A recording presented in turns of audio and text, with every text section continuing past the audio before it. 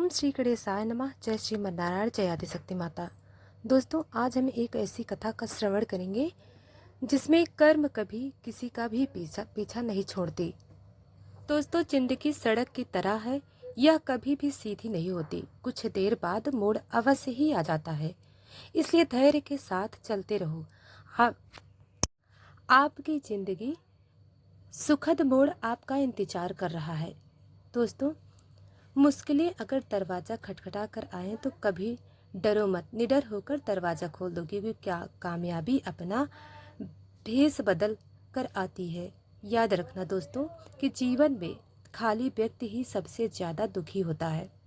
अगर आप सीखना चाहो तो आपकी हर गलती आपको सबक सिखाती है। दोस्तों, आपके लिए आज एक शिक्षाप्रद कहानी लेकर आए हैं। तो दोस्तों, यह वीडियो लास्ट तक ज़रूर देखना, और वीडियो पसंद आए तो लाइक, सब्सक्राइब और कमेंट में हमें ज़रूर बताना। दोस्तों, एक घर में 5 दिए जल रहे थे। एक दिन पहले दिए ने कहा, इतना जल कर भी मेरी रोशनी की कोई कदर नहीं। आज मैं आपके सबके लिए व्यर्थ हूँ, इसलिए तो बेहतर है कि मैं बुझ जाऊँ। यह कहकर वह दिया बुझ गया। दोस्तों, जानते हैं वह दिया कौन था? वह दिया था उत्साह का प्रतीक। उसे देखकर दूसरा दिया, जो शांति का प्रतीक था, उसने कहा, मुझे भी बुझ जाना चाहिए। मैं निरंतर दुनिया को शांति की रोशनी दे रहा हूँ, पर फिर भी लोग हिंसा करते रहते हैं। यह कहकर वह दिया भी बुझ जाता है। और तीसरा दिया भी, जो भाईचारे का था, वह भी उन्हें देखकर बुझ जाता है। अब ना उत्साह था, ना शांति, ना भाईचारा। ऐसे में चौथा दिया, जो एकता का प्रतीक था, वह भला कैसे जलता रहता? वह भी आखिरकार बुझ ही जाता है। जो अभी भी जल रहा था, एक छोटा सा दिया अपनी मध्यम सी लौ लिए निरंतर जलता हुआ अपनी रोशनी बिखेर रहा था। एक छोटा सा नन्हा बच्चा घर में आया। उसे 4 बुझे दियों को देखकर अफसोस नहीं हुआ, बल्कि वह 5वें जलते हुए दियों को देखकर खुशी से झूम उठा, और उस नन्हे से दिए से उसने वह 4 बुझे हुए दिए फिर से रोशन कर दिए। जानते हैं वो दिया कौन था? वह दिया था उम्मीद का, वो दिया था आशा की। वक्त का बहुत बड़ा सहारा था। उम्मीद है तो हर लहर का किनारा है। मुश्किल वक्त में अगर किसी चीज़ की बहुत ज़रूरत है तो वह है उम्मीद की आशा। उम्मीद की आशा का सहयोग की और एक दूसरे का साथ मिलकर खड़े होने के एहसास को अजीब खेल है। ऊपर वाले का लिखता भी वही है और मिटाता भी वही है, भटकता भी वही रहा है, और राह भी वही दिखाता है। दोस्तों, मिटाने से मिटते नहीं भाग्य। यह लेख कर्म अच्छे करता चल रहा है। फिर ईश्वर की महिमा देख अगर दर्द ना होता तो खुशी की कीमत ना होती। अगर सब कुछ केवल चाहने से ही मिल जाता तो दुनिया में ऊपर वालों की ज़रूरत ही ना होती। बहुत समय पहले की बात है दोस्तों, फूलपुर नाम के एक राज्य में राजा रमन सिंह का शासन था।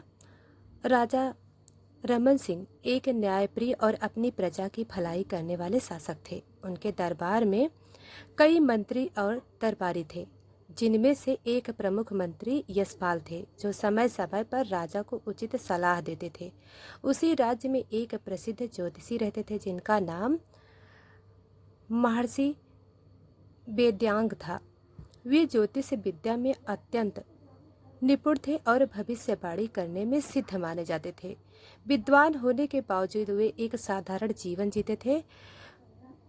पास जो भी लोग आते वे अपनी श्रद्धा से देते, महर्षि उसे स्वीकार कर लेते, लेकिन वे किसी से कुछ मांगते नहीं थे। यदि वे चाहते तो अपनी विद्या के बल पर अपार धन संपत्ति अर्जित कर सकते थे, परंतु उन्हें लालच नहीं था। महर्षि कि भविष्यवाणी इतनी सटीक होती थी कि जो कुछ वे कहते वह सत्य सिद्ध होता। धीरे धीरे उनके ज्ञान और सत्यवादी की चर्चा पूरे राज्य में फैलने लगी। यह समाचार मंत्री यशपाल तक भी पहुंची। मंत्री ने अपने एक सेवक को महर्षि के पास भेजा और संदेश दिया कि वे उनसे मिलना चाहते हैं, किंतु महर्षि ने मिलने से मना कर दिया और उत्तर दिया, यदि मंत्री जी मुझसे मिलना चाहते हैं तो उन्हें स्वयं मेरे पास आना होगा। मुझे उनसे मिलने की कोई इच्छा नहीं। मंत्री यशपाल को यह अपना अपमान प्रतीत हुआ। वे सोचने लगे कि एक साधारण व्यक्ति की यह हिम्मत कि वह मेरे आदेश को टाल दे। फिर कुछ विचार कर वे स्वयं महर्षि के घर जा पहुँचे। महर्षि ने उनका स्वागत करते हुए कहा, मंत्री जी, मैं एक साधारण व्यक्ति हूँ, बताइए मैं आपकी क्या सेवा कर सकता हूँ। मंत्री यशपाल बोले, महर्षि, मैंने सुना है कि आप ज्योतिष विद्या में अत्यंत पारंगत हैं। मैं भी यह विद्या सीखना चाहता हूँ। क्या आप मुझे यह विद्या सिखा सकते हैं? महर्षि ने उत्तर दिया, यह विद्या मैंने अपने पूर्वजों से सीखी है। यदि आप इसे सीखना चाहते हैं तो मुझे कोई आपत्ति नहीं, लेकिन इसके लिए आपको मेरे पास आना होगा और विधि पूर्वक अध्ययन करना होगा। मंत्री ने सहमति जताई, लेकिन बोले, पहले मैं आपकी परीक्षा लेना चाहता हूँ। उन्होंने महर्षि से कुछ प्रश्न किए जिनका महर्षि ने अपनी ज्योतिष विद्या से बिल्कुल सही उत्तर दिया। मंत्री अचंभित रह गए, क्योंकि वे प्रश्न उनके व्यक्तिगत जीवन से संबंधित थे, जिन्हें उनके अलावा और कोई नहीं जानता था। इस प्रकार मंत्री महर्षि से अत्यंत प्रभावित हुए और प्रतिदिन उनके पास जाकर ज्योतिष विद्या का अध्ययन करने लगे। अहिंसा दोनों में अच्छी दोस्ती हो गई और वे अच्छे मित्र बन गए। अपने मित्र यशपाल को महर्षि ने वेदांग के घर पहुंचा और कहा, मित्र, अगले 30 दिन तुम्हारे लिए बहुत ही अशुभ है। कृपया इन 30 दिनों तक घर से बाहर मत निकलना। महर्षि ने स्वयं अपनी गणना की तो पाया कि यह भविष्यवाणी सही। सच में आने वाले 30 दिन उनके लिए अत्यंत कठिन हो सकते हैं। मंत्री ने कहा, मैंने तुम्हें चेतावनी दी कि अब तुम अपना ध्यान रखना। हम 30 दिन बाद ही मिलेंगे। महर्षि ने उत्तर दिया, ठीक है, मैं 30 दिन तक घर में ही रहूँगा। उम्मीद है कि मेरी जान सलामत रहेगी। आगे जो ईश्वर की इच्छा। इसके बाद महर्षि ने अपने घर का दरवाज़ा बंद कर लिया और वहीं रहने लगे। एक एक करके 29 दिन बीत चुके थे। फिर 29वां दिन भी आ पहुंचा। अब महर्षि का संतोष हुआ कि अशुभ घड़ियां समाप्त हो चुकी। 30वें दिन उन्होंने स्नान किया और यह सोचकर घर से निकले कि मंत्री मेरे परम मित्र हैं, वे हमेशा मुझसे मिलने आते हैं, लेकिन एक बार भी उनसे मिलने नहीं गया। मंत्री से मिलने की खुशी में वे ये भूल गए कि 30वां दिन भी अभी पूरा नहीं हुआ था और अशुभ समय अभी समाप्त नहीं हुआ था। वे खुशी खुशी मंत्री जी के महल की ओर रवाना हो गए। मंत्री के महल की तरफ जाने के लिए रास्ते थे। एक तो मुख्य सड़क का रास्ता और दूसरा नदी के किनारे से होकर जाने वाला कच्चा रास्ता। महर्षि ने सोचा कि मुख्य सड़क से जाने पर बहुत से लोग मिलेंगे और तरह तरह के सवाल पूछेंगे। मैं इतने दिन कहाँ था, इसलिए बेहतर होगा कि मैं नदी के किनारे वाले रास्ते पर जाऊं। वे उस कच्चे रास्ते पर चल पड़ते हैं। दोपहर हो गई और सूरज सिर पर चमकने लगा। तभी उन्हें एहसास हुआ कि वे रास्ता भटक चुके हैं और एक वीरान जंगल की ओर निकल आए। चारों तरफ गहरा सन्नाटा था। दूर दूर तक ना कोई आदमी दिखाई देता था और ना ही कोई जानवर चलते थे। उन्हें एक पुराना खंडहर दिखाई दिया। महर्षि बहुत ही थकावट महसूस कर रहे थे। उसने सोचने लगे कि इस खंडहर की इमारत में जाकर कुछ देर आराम कर लूं। यह सोचकर वह खंडहर के अंदर गए। अंदर पहुंचकर उसने देखा कि एक जगह पर 7 बड़े बड़े संदूक रखे थे और महर्षि को जिज्ञासा हुई कि इन संदूकों में क्या हो सकता है। उसने तुरंत एक पत्थर लेकर संदूकों को ताले तोड़ दिए। देखा तो उन संदूकों के अंदर खजाना भरा पड़ा हुआ था। हीरे, मोती, सोना, जवाहरात, यह सब देखकर वह अत्यंत बदहवास हो चुका था। अपने विद्या के बल पर भी खजाने का राज मालूम ना कर सका। आखिर उसने सोचा कि अपने दोस्त मंत्री के को इस खजाने के बारे में बताना ठीक रहेगा। इतनी सारी दौलत मेरे किस काम की है। वह जल्दी जल्दी दौड़ता हुआ नगर की तरफ वापस गया और वहां से मंत्री का रास्ता पकड़ लिया। मंत्री ने जब सुना कि महर्षि है तो वह बहुत ही हैरान हुआ। उसके हिसाब से तो अभी महर्षि का 30वां दिन नहीं हुआ था और महर्षि की जान सूरज ढलने तक खतरे में थी। वह तुरंत महर्षि को महल के अंदर बुलाया और बोला, आपने क्यों तकलीफ की? वैसे भी अभी 30वां दिन पूरा नहीं हुआ है। महर्षि बोले, हाँ भाई, मुझे मालूम है कि 30वां दिन है और बाकी के 29 दिन की तरह यह भी खुशी से बीत जाएगा। लेकिन हैरानी की बात यह है कि आज का दिन बड़ा भाग्यशाली है। इसके बाद उसने खजाना की बात मंत्री को बता दी और कहा कि इतनी दौलत का भला मैं क्या करूँगा, आप यह खजाना रख लीजिए। हाँ, अगर आपका दिल चाहे तो उसमें से कुछ मुझे भी दे देना। यह सुनकर मंत्री बड़ा ही हैरान हुआ। उसने जल्दी से 2 घोड़े मंगवाए और उन पर सवार होकर दोनों खजाने वाली जगह पर पहुंच गया। इतना बड़ा खजाना देखकर मंत्री की आंखें फटी की फटी रह गईं और उसके मन में तुरंत बेईमानी जग गई। उसने सोचा कि कहीं ऐसा न हो कि महर्षि किसी और से इतने बड़े खजाने की बात कह दें, फिर यह बात होते होते राजा के कानों तक पहुंच जाएगी। ऐसा हुआ तो इस खजाने पर राजा का कब्जा होगा और मेरे हाथ में कुछ भी नहीं आएगा। इसलिए जरूरी है कि महर्षि का काम तमाम कर दिया जाए और उसे मार डाला जाए। यह सोचकर मंत्री ने महर्षि को धक्का मारकर जमीन पर गिरा दिया और अपनी तलवार निकाल ली। यह देखकर महर्षि हैरान हो गए और बोले, मंत्री क्या बात है, क्या मुझे कोई गलती हो गई है? मंत्री बोला, हाँ, गलती तो तुमसे हुई है और तुम्हारी गलती यह है कि इतने बड़े खजाने के बारे में तुमने मुझे बता दिया। अब मुझे डर है कि अगर तुमने यह बात किसी और को कही तो खजाना मेरे हाथ से चला जाएगा। इसीलिए तुम्हारी जबान बंद करना जरूरी है। यह सुनकर महर्षि की आंखों में के सामने अंधेरा सा आने लगा।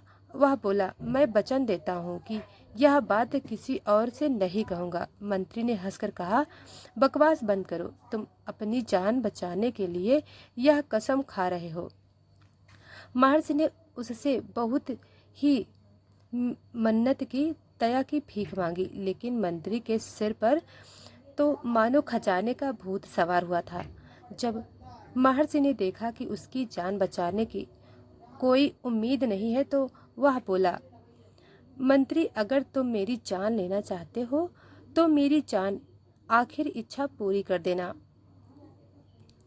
मंत्री बोला, क्या इच्छा है? महर्षि बोला। महर्षि दुखी मन से बोले, पत्नी को बच्चा होने वाला है, उसे कभी मत बताना कि मेरी मौत हो चुकी है। मंत्री ने कहा, ठीक है, मैं तुम्हारी यह इच्छा पूरी करूंगा। यह कहकर उसने अपने दोस्त को मौत के घाट उतार दिया और फिर खंडहर के बाहर खड़े हुए उसके घोड़े को भी मार डाला। दोनों के शवों को खंडहर के ही अंदर जमीन में गाड़ दिया। नदी में हाथ पैर धोए और वापस अपने महल को लौट आया। अब वह बिल्कुल संतुष्ट था कि वह खजाने का अकेला मालिक है। उसने अपने सबसे भरोसेमंद नौकरों को बुलवाया और रातों रात उस खजाने को अपने महल में ले आया। राज्य के सबसे बेहतरीन कारीगरों को बुलाकर उसे खंडहर को तुड़वा कर एक शानदार महल बनाने का आदेश दिया। कुछ ही महीनों में नदी के किनारे एक शानदार सुंदर महल बनकर तैयार हो गया। इस दौरान मंत्री ने महर्षि की पत्नी को बुलवाया और उससे कहा कि महर्षि को मैंने एक विशेष काम से दूसरे देश में भेज दिया है। कुछ दिनों के बाद महर्षि के घर एक चांद से बच्चे का जन्म हुआ। बेटे का नाम कृष्णा था।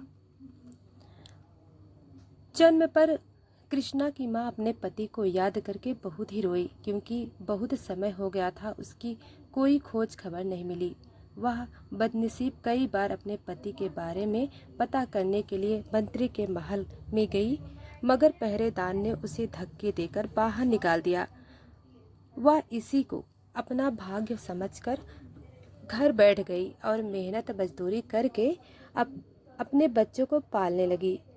और महर्षि का बेटा कृष्णा बहुत ही बुद्धिमान था। उसकी माँ ने उसकी शिक्षा के लिए पास ही में रहने वाले एक पंडित जी के पास भेजा। समय गुजरता गया और कृष्णा बड़ा होने लगा। उसकी बुद्धि दूसरों के मुकाबले बहुत ही तेज थी। समय बीता और कृष्णा अब युवा हो चुका था। सब लोग कहते थे कि वह अपने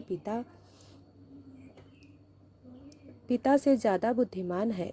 एक दिन कृष्णा को अपने घर पर एक पुरानी किताब मिली। उसने अपनी माँ से उस किताब के बारे में पूछा तो माँ ने कहा, बेटा यह तुम्हारे नाना ने लिखी हुई है। वह भी एक बहुत ही बड़े ज्योतिष और भविष्य वक्ता थे। कृष्णा को वह किताब बड़ी ही दिलचस्प लगी। किताब के पहले पन्ने पर ही लिखा था कि जो भी इस किताब को पूरा पढ़कर समझ लेगा वह भूत और भविष्य की सभी बातें जान सकेगा और साथ ही साथ किसी के भी मन की बात जान पाएगा। कृष्णा उस किताब को बड़े ही ध्यान से पढ़ने लगा और थोड़ी देर के बाद वह चिल्ला चिल्ला कर रोने लगा। साथ ही किताब पढ़ते जा रहा था, फिर अचानक ही हंसने लगा। उसकी माँ हैरानी से यह सब देख रही थी। पूछने लगी, क्या हुआ बेटा, तुम कभी हंसते रहे हो कभी रो रहे हो? कृष्णा बोला, माँ यह एक अजीबोगरीब किस्म की किताब है। इसे पढ़कर मुझे पता चल गया कि मेरे पिता को एक जालिम आदमी ने मार डाला है। यही वजह है कि मैं रो पड़ा। और हाँ, इसलिए कि एक दिन मैं अपने पिता की मौत का बदला उसे जरूर लूँगा।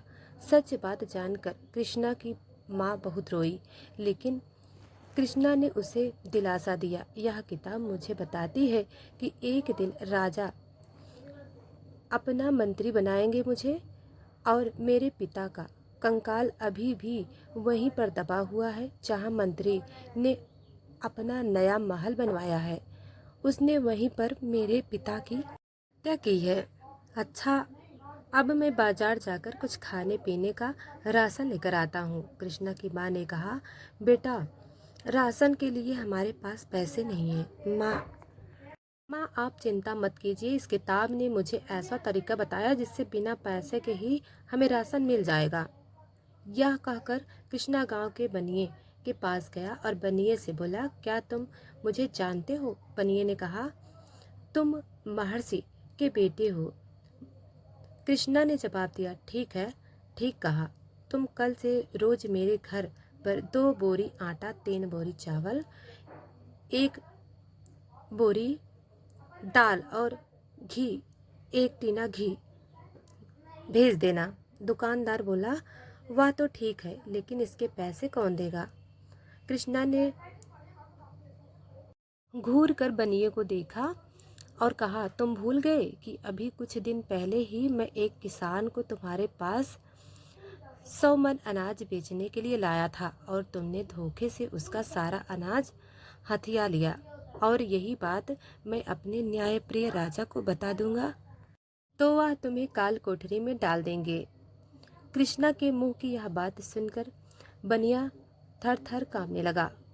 कृष्णा ने उसका सारा जान लिया था और यह बात सच भी थी कि उसने पिछले महीने एक किसान को लूट लिया था जिसे कृष्णा लेकर आया था। बनिया हैरान था कि कृष्णा को यह राज बात कैसे मालूम हुई। वह तुरंत हाथ जोड़कर बोला, ठीक है, मैं वही करूँगा जैसा तुम कहते हो, लेकिन मेरी शिकायत महाराज से मत करना। कृष्णा वापस अपने घर चला गया।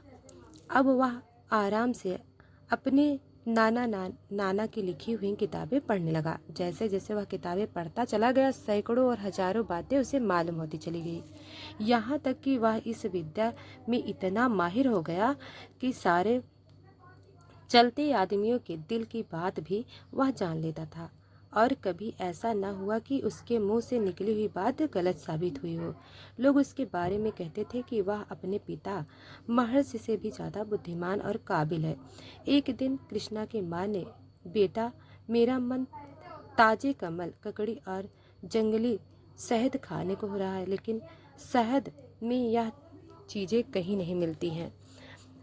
मैंने सुना है कि मंत्री के बाग में दुर्लभ फल हैं और मक्खियों की छत्ता है, किसी को भेजकर वहाँ से सब मंगवा दे। मंत्री का नाम सुनकर कृष्णा के तन बदन में आग लग गई और उसने कहा, ठीक है माँ, मैं वह दुर्लभ फल और मक्खियों का छत्ता खुद लेने जा रहा हूँ। और वह घर से चल दिया। जब कृष्णा बगीचे में पहुंचा तो दरवाज़ा बंद था। उसने बगीचे को रखवाले की आवाज़ दी। थोड़ी देर बाद एक मोटा सा आदमी दरवाजे पर आया और गुस्से से बोला, क्या बात है भाई, क्यों चिल्ला रहे हो?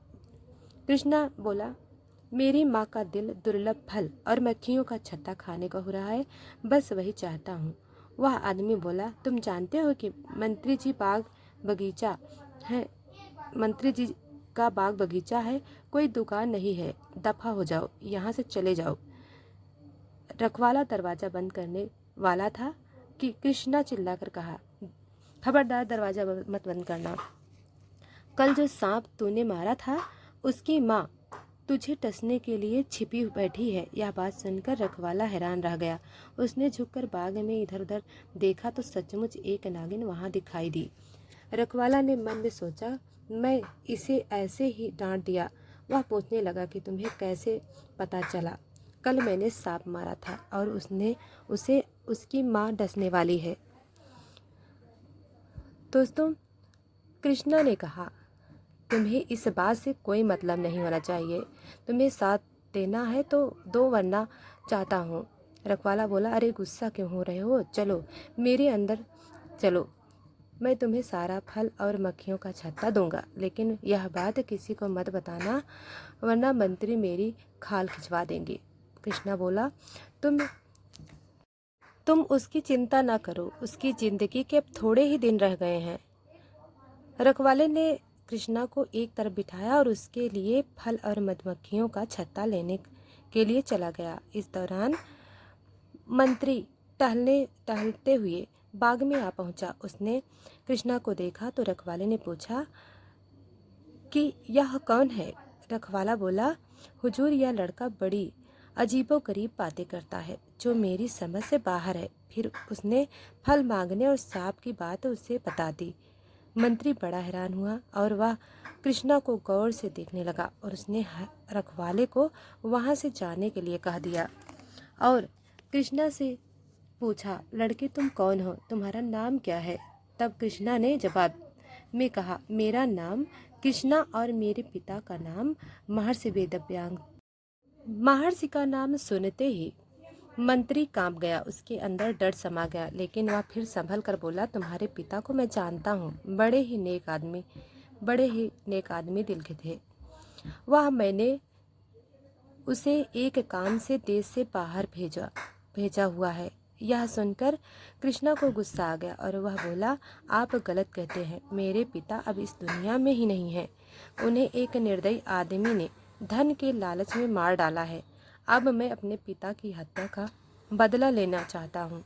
यह बात सुनकर मंत्री के होश उड़ गए।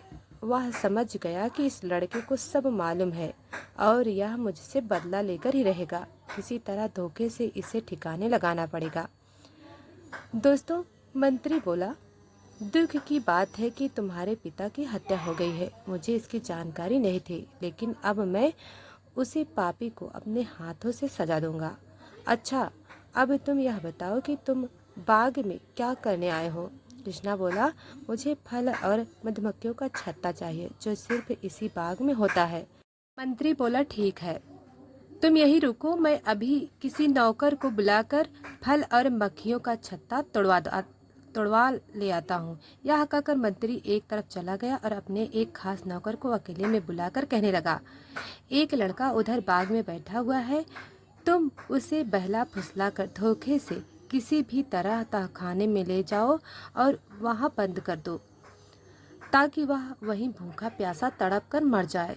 अगर तुम यह काम कर दोगे तो मैं तुम्हारे मन की इच्छा पूरी कर दूंगा और साथ ही तुम्हें बहुत सारा धन दूंगा। यह बात सुनकर नौकर तुरंत बगीचे की ओर गया और उसने पीछे से जाकर कृष्णा को जकड़ लिया और उसे उठाकर तहखाना की तरफ बढ़ने लगा। कृष्णा ने चिल्लाकर कहा, अरे तुम क्या कर रहे हो? तुम्हारे मन की इच्छा कभी पूरी नहीं होगी। वह झूठा आदमी है। अगर तुमने मुझे मारा तो तुझे भी जिंदा नहीं छोड़ेगा। हैरान हुआ और उसे नीचे रखकर धीरे से बोला, तुम्हें क्या पता कि मेरे मन में क्या इच्छा है? कृष्णा बोला, मैं सब कुछ जानता हूँ। तुम मंत्री की बेटी से शादी करना चाहते हो और मन ही मन में मंत्री की बेटी भी तुम्हें प्यार करती है। नौकर कृष्णा के कदमों में गिर पड़ा और बोला, हाँ, मेरी यही इच्छा है। कृष्णा बोला, मैं तेरी शादी मंत्री की बेटी से करवा दूंगा। समय जल्द आने वाला है जब मंत्री को मेरी जरूरत पड़ेगी, मगर तुम उस वक्त तक उसे मेरा पता मत बताना, जब तक कि वह तुम्हें 3 तमाचे न मार दे। लेकिन मंत्री ने मुझे तुम्हें तहखाने में बंद करने के लिए हुक्म दिया है। कृष्णा ने कहा, तुम उसे कह देना कि तुमने मुझे तहखाना में बंद कर दिया। और फिर नौकर ने उसे छोड़ दिया। कृष्णा ने फल और मधुमक्खियों का छत्ता लिया और अपने घर को चल दिया। उसके बाद नौकर के पास गया और बोला, मालिक, मैंने उस लड़के को तहखाने में बंद कर दिया है। मंत्री अब संतुष्ट था कि उसके रास्ते का कांटा साफ हो गया। जिस दिन मंत्री ने कृष्णा को तहखाने में बंद करने की साजिश की, इस रात महाराज राजा रबत सिंह को एक अजीबोगरीब सपना दिखाई दिया। लेकिन जब उनकी आंख खुली तो उसे वह सपना याद नहीं रहा। वह बाकी सारे काम भूलकर इसी तरह उधेड़पुन में लग गया कि रात को उसने क्या सपना देखा था। सुबह वह दरबार में आया और अपने सभी मंत्रियों से यह बात कही। वह जानना चाहता था कि रात को उसने क्या सपना देखा था और सपने का मतलब क्या था। सारे मंत्री परेशान थे। आखिर राजा के सपने के बारे में कैसे पता किया जाए। राजा अपने सबसे बुद्धिमान मंत्री यानी यशपाल से कहा कि तुम हमारे सबसे योग्य मंत्री हो, तुम ही बताओ कि रात में हमने क्या सपना देखा। जब वह भी राजा का सपना के बारे में बताने में नाकाम रहा तो राजा रमन सिंह गुस्से से लाल पीले हो गया और बोले, अगर 15 दिन के अंदर तुम मुझे मेरे सपने के बारे में बता सके तो तुम मंत्री रहने के लायक रहोगे। फिर तुम ज्योतिष विद्या जानते हो, मेरे सपने के बारे में ना बता सके तो तुम्हारी खैरियत नहीं। राजा का गुस्सा देखकर मंत्री घबरा गया और दरबार खत्म होने के बाद अपने महल में गया। ऐसा करते करते 15 दिन बीत गए, लेकिन मंत्री को समस्या का कोई हल नहीं मिला।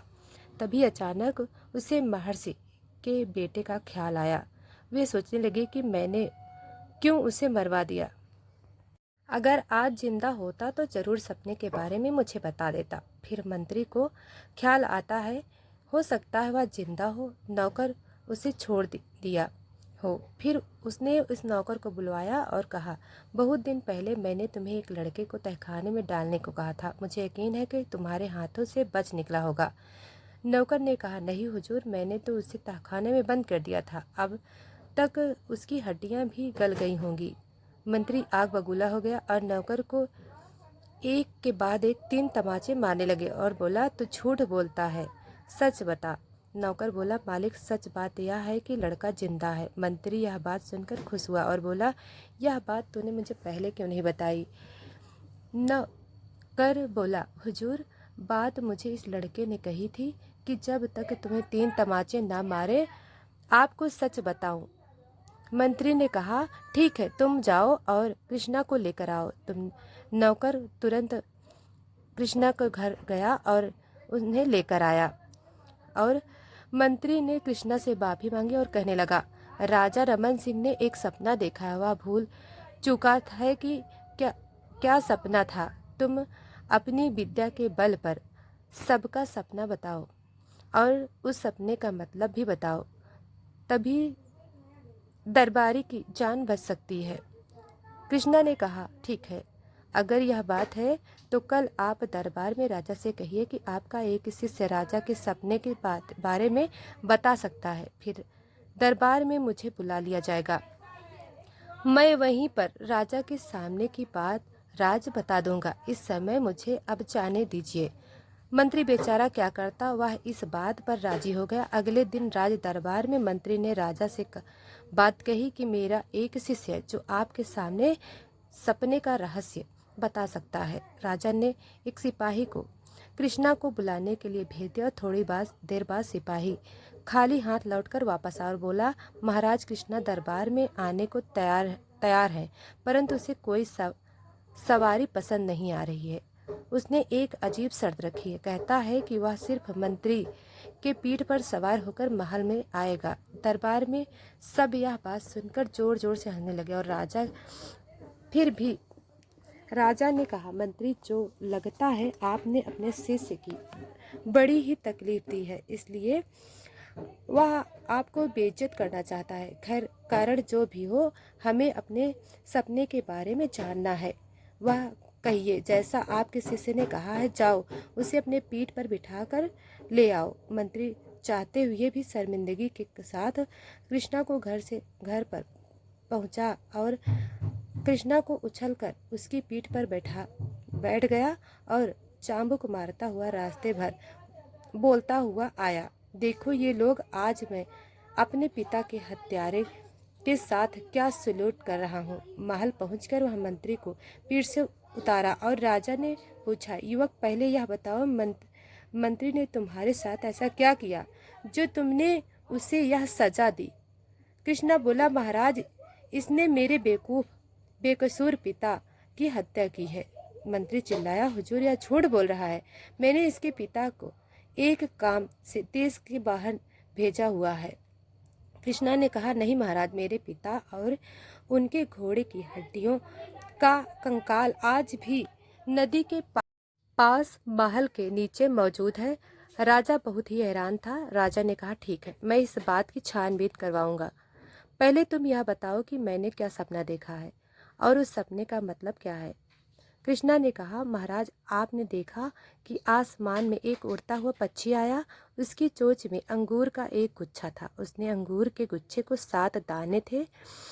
पक्षी ने वह गुच्छा आपके हाथ पर रखा और उड़ गया, लेकिन जब आप अंगूर खाने लगे तो एक कौवा आया और उस गुच्छे को आपके हाथ से लेकर उड़ गया। राजा ने कहा, सच, बिल्कुल सच, मैंने बिल्कुल यही सपना देखा था। अब तुम यह बताओ कि इस सपने का मतलब क्या है। कृष्णा ने कहा, महाराज, आपके सपने की सच्चाई आपके सामने मौजूद है। मेरे पिता को जंगल में 7 संदूक मिले थे जिसके अंदर खजाना भरा हुआ था। मेरे पिताजी ने यह बात मंत्री को बताई थी। मंत्री ने लालच में आकर मेरे पिता की हत्या करवा दी ताकि वह खजाने की बात किसी और को ना बता सकें। खजाना इस मंत्री के कब्जे में है। मेरे पिता और उनके घोड़े को मारकर मंत्री जी ने वही जमीन में काट दिया है। यही आपके सामने भी असलियत है। यह सुनकर राजा ने मंत्री को तुरंत गिरफ्तार करा लिया और उसके महल की तलाशी ली और जहाँ पर वह 7 खजाने से भरे हुए संदूक भी मिल गए, उसके महल के बाग की खुदाई की गई जहाँ महर्षि और उनके घोड़े की हड्डियों के कंकाल मिले। मंत्री जी के सारे अपराध उजागर हो गए थे। वह राजा से माफ़ी मांगने लगा, लेकिन न्यायप्रिय राजा उसे मृत्यु दंड की सज़ा सुना दी। फिर कृष्णा ने अपने पिता की अस्थियों को पूरी रीति रिवाज से उनका अंतिम संस्कार किया। इसके बाद राजा ने कृष्णा से कहा, वे तुम बहुत ही बुद्धिमान और योग्य युवक हो। मैं चाहता हूँ कि तुम मेरे मंत्री बन जाओ। कृष्णा ने यह प्रस्ताव स्वीकार कर लिया और कहा, महाराज, मेरी एक प्रार्थना है। राजा ने कहा, क्या कहना चाहते हो? कृष्णा ने कहा, महाराज, मंत्री जी की बेटी की शादी मेरे एक आदमी से करा दी जाए। उनकी बेटी भी उस आदमी को चाहती है। राजा ने मंत्री की पत्नी को बुलवाया और उसकी बेटी की शादी की बात वह इस बात पर तैयार हो गई। फिर मंत्री की बेटी की शादी उस नौकर के साथ कर दी गई जिसने कृष्णा को तहखाना में डालने की बजाय छोड़ दिया था। कृष्णा ने अब अपने पिता की हत्या का बदला ले लिया और वह महाराज रमन सिंह का एक मंत्री बनकर अपनी माँ के साथ शानदार महल में रहने लगा, अच्छा जीवन बिताने लगा। कृष्णा ने अपनी बुद्धिमानी और साहस से अपने पिता की हत्या का रहस्य उजागर किया। दोस्तों, अब यह कहानी यहाँ पर समाप्त होती है। दोस्तों, वीडियो पसंद आई हो तो लाइक, सब्सक्राइब और कमेंट में हमें ज़रूर बताएं। धन्यवाद।